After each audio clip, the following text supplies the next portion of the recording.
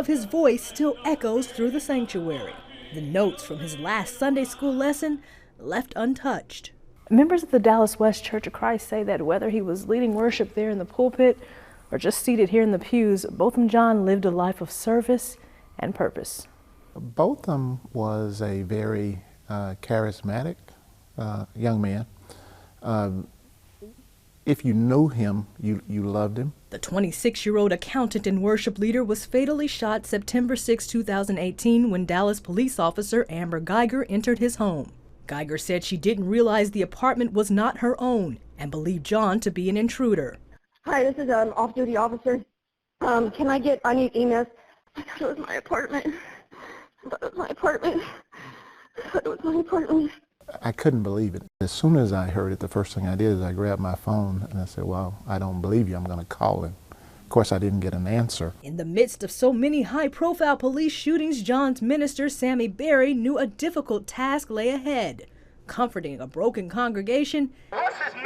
Botham Jean. And encouraging a city anxious for justice. The way I really rationalize and deal with it in my head is that, well, you know, the God that we serve, of course, is a sovereign God. I mean, God is in control. There was something that was very bad that happened to Botham. I think that there's a lot of good that's going to come out of it. Berry says some of that good had to start with a very difficult conversation. I have to sit down with my white brothers in a non-threatening kind of environment, away from church, if you please, and let's get to know each other to understand why I view America the way I view it, and then on the other side, understand why a white minister or a white brother or a white anybody views America the way they do.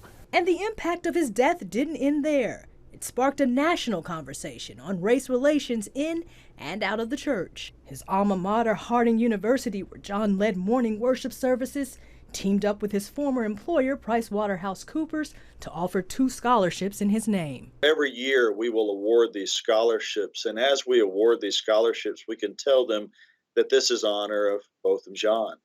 And we can tell a leader that he was on this campus and the spiritual leader that he was. And halfway around the world in Ghana, Africa, stands a well bearing John's name. Back in Dallas, John's friends and family are still seeking justice while working to be like Bo and spread a message of love. Botham was a outstanding young man, and really his history has been changed because we lost him. A change that's being felt here in Dallas and around the world. Amber Strong, CBN News in Dallas, Texas.